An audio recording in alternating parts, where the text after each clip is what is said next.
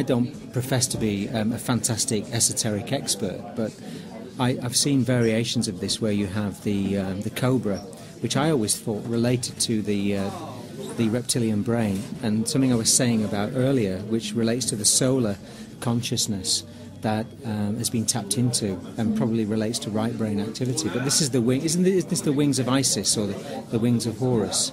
And it seems to animate some idea of higher levels of consciousness, but at the same time some sort of understanding of the fact that the reptile and the solar symbol goes together, doesn't it, throughout history? The shell logo is the same, isn't it? Isn't the shell logo more of a rising sun than a fossil? No originality, right? I mean, why is it always the wings and the sun disk, the sun, the pyramid? Well, always. I think with all of the symbols, they're part of the matrix programming, aren't they? They're part of the codes which speak subconsciously, and they're also leaving their mark in this reality at the same time. So you won't get the individualism in that sense, because very much of what we call reality has been infested by symbolism. So that's why there's a common ground across everything, which goes way back into the ancient world. The use of the lion, for example, on the MGM, with the Lion of Judea, the constant use of wings and solar wings relates back to the Egyptian brotherhoods and again the Freemasonic structures. So the whole of society, almost at the highest pinnacle, is coming from those areas. I mean, cars were invented by Freemasons, weren't they? Yeah, and the Mercedes gang, the Daimler Mercedes, were into weapons and all of that kind of thing beforehand, you know. And if you study the Mercedes logo, that's actually a subliminal squaring of the circle. If you take what looks like a trident, right, part of the Mercedes logo, it's actually the corner of a cube inside a circle. And that's why a lot of logos, like the Volkswagen logo and others, have a circle around it, because and Lexus is actually the angle of a pyramid or a triangle, but they just put the circle around it because something about the mind is like scoping in on that one area, which then obscures what they don't want you to see, but your full mind, your full conscious mind, sees the cube in the circle and all the symbolism that implies. And in fact, if you go to the earliest Mercedes logo, it was actually a triskelion. It was 3 interlocking circles. And then they morphed that into the famous logo that they have now. And even the dimensions of those 3 lines, you know, how many degrees there are. There's a connection to, you know, sacred numbers and things like that. So geometry is involved, sacred geometry, color, talismanic symbolism. Do you think these companies are hiring people and telling them exactly what symbols to use, or is the artist just running with it on their own? They have their own artists. They have the whole of Hollywood is full of artists. Right. And a lot of them are from the inside. They're not from the outside. They're not outsider artists. No. These people are in the know. They are the shamans and the Da Vinci's of today. So this is no surprise that they're using this language and this symbolism, because it's the symbolism that's been used for thousands of years. It's not just a symbol, it's an actual invocation of the serpent power. So you can feel that power coming up the spine and coming up here. To me, it's also the energy, or everything is potential, isn't it? It's neither good nor bad until we choose how to use it or how it's going to influence us. Logos are neither good nor bad. It's what they do with them. It's what we do with them. That's what makes the difference. The very word logo, logos, right, has many ancient permutations leading back to logos. The primordial logos is picked up as lugal or lu in the Welsh, you know, and then you have the Sumerian version. But the word in Latin had many permutations. A lawyer was known as logos. The word to speak, in fact, that's what in the Bible they say the logos is the word, right?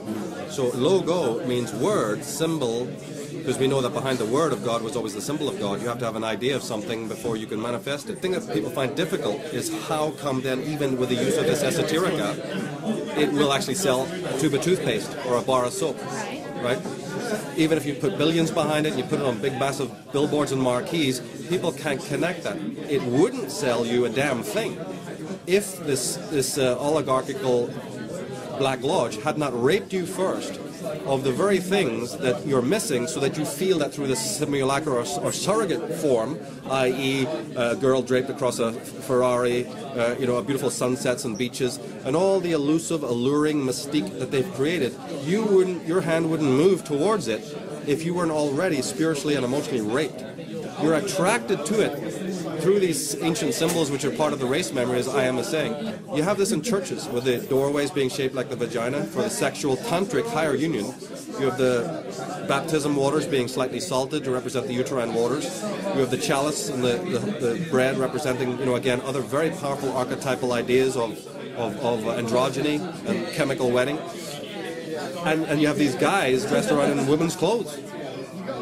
As Leo said, murdering, suppressing, butchering, torturing, whipping, the real thing, and keeping them under suppression, but then donning the symbols of their power and saying, I am it, with their vagina head dresses and bloody flowing robes. And that's what this whole corporate thing is. It's a form of plagiarization, exploitation, confiscation, and ultimately colonization of the mind. The X represents the female, the X chromosome, right?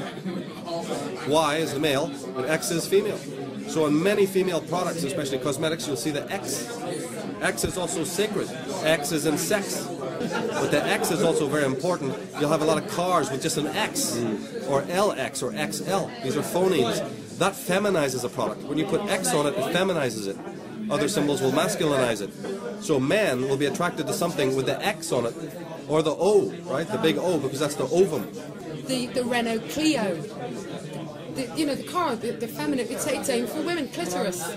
The Lexus, leisure, sex, success. Ever since then, it has actually made me think, when I look at logos, of what I'm being drawn into. They then reverse it.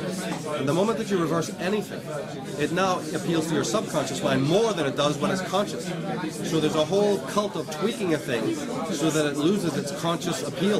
This is part of an occult thing designed by the Occult Brotherhood. It's not just Madison Avenue and Hollywood doing it because they want to sell bars of soap and Ferraris. It's deeper than that, The knowledge gives you the ability to spot on sight, right, what looks like it's deadly, and avoid it, and do more than that, which is either use the symbols yourself to empower yourself and your companies, right? Because, this knowledge was taken from the good people in the first place anyway. The evil may be using it, but they've stolen it from those who once used this as sacred. So it's our honor, we're honor bound to take it back and use it to empower ourselves. There's nothing evil about a G, there's nothing evil about a cross, there's nothing evil about 666. We don't live without buying stuff. But if we take back our consciousness, we can select what we buy and where from. Corporatism today, they think it's all a new thing. There's been nothing but corporatism from the time of Egypt onwards. It's a giant brotherhood. Symbols are the language of the subconscious mind, and it's the subconscious mind of global Babylon. It's their language. They've owned that language. They've milked the minds of the shamans, taken their language, and they've adopted it and used it and done other things with it. So they're speaking great truths through the symbols, but not necessarily helping you to empower your truth through the symbolism. You have to find your own connection to the subconscious to do that. It's almost becoming a way of reading codes. None of it is secret anymore. We're talking about mass hypnosis. Coming out of a mass hypnosis is about self-esteem. Our defense against this is our self-esteem. When we truly value ourselves, these don't have any power. They're using something intensely sacred as a means to communicate their filth. Because the moment that you desecrate anything holy, that's a crime for which you will end up having to pay. Right? And I believe that the time of awakening is part of the payback. Just something about Egypt. It's dawned on me that we're still in Egypt. We haven't left Egypt. Well, some of us have. There is an exodus that will take place, but everything about the world that we live in, its symbolism, the logos, the structures, the hierarchy, the trinkets, the governance, the pharaohs, the kings, the queen. We're still in Egypt. I always describe it as the difference between magic and sorcery. The magic is when you're dealing with almost exactly the same type of activity, meaning communicating to somebody behind their conscious volition. But you're doing it for the ultimate uplift of their soul. Then you have the sorcery where you're doing exactly the same thing. In other words, the technique is identical. It's like having a golden sword. You can either cut onions with it, or you can use it for what it's for. So the dark side, they use it for the bringing down of mankind. We live in a hall of mirrors with some very clever and rather dark people pulling strings, but that's just how it is. The question only to me is then, what do we do with it? They will reap their own rewards in time. It's not my business to see anybody else reaps their reward. That's the collective, the spirit's business. how do I work within and live happily and joyfully within a society that's completely crazy, that's doing bonkers things, and not get caught in it?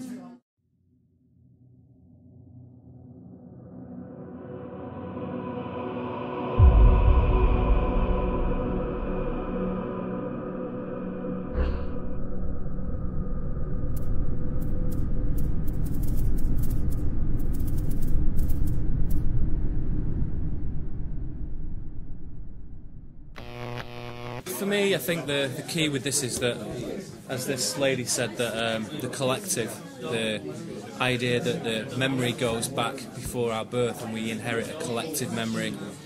We inherit these symbols psychologically, emotionally, and these people are, as a number of people have said around the table, sequestering that information. So they could invent new shapes, new symbols, new whatever, but instead they use things that are embedded already within us. So the resonance that is created with recognition of that symbol is the draw, basically. So we don't necessarily be interested in Whirlpool or GE, but the spiral is embedded within us. So I think that each shape holds resonance. If you create a triangle, if you create a circle, you can hold a resonance in it. So it's like a machine. You know, a shape is a machine. So I think the inoculation against this is to be conscious of the mechanism, is to understand how it works. So once you understand that a shape can hold a resonance, then that resonance's effect is lessened, is diminished. Maybe not completely eradicated, but diminished. So the way to understand this is to A, bring it into your consciousness, and B, is to go to a place where there are no symbols, into the wilderness, where there's no text, no right angles, no geometry in the artificial sense, and the only geometry that's there is organic, is curved, is, you know, completely from the central pure sapphire emanation, as I would put it. Shapes in themselves are no problem, but if you don't understand what they mean, you are subject to something that is somebody else's paradigm, somebody else's construct. So consciousness is the first thing to break through, and then to give oneself a holiday from that, to take a break from it, to go to somewhere where there isn't any. Move in a space where there is nothing, you know, there is nothing, there is just nature, is incredibly instructive as to what power these symbols have, because the kind of natural charge of the body increases, and that drain, even to see them, even if you don't actually perceive them as such, even to bring it into your field of perception, has a draining effect on the body. If you live in a city, if you're not conscious of that, you're always operating on empty, and so when you're on empty, as if you were in a fearful state, you're highly suggestible. Your consciousness is vast, it's infinite, it sees way beyond all of this. It sees everything that exists. You're here and everywhere simultaneously. So why would this have any hold over you if you saw from a vantage point like that? Because that's our challenge, is to awaken that other consciousness. And when that other consciousness is asleep, this can own us. And then we become an ordinary person. What we're forgetting here is that for each of us, consciousness incarnates, and an astrologer, from the moment you're born, can map the kind of deal that you've been played. So when you step back, zoom out, and you realise that everyone's doing that, then there is a kind of collective game, that there is an evolving humanity. And this is an old story that we're still playing. There's a thing called identification with the object of your hate, or identification with the master. By digesting their pus and their filth and their toxicity, you become addicted to that. We ingest it, and because we don't have the pure thing, we then become dependent. We gain a taste, a palate for slop.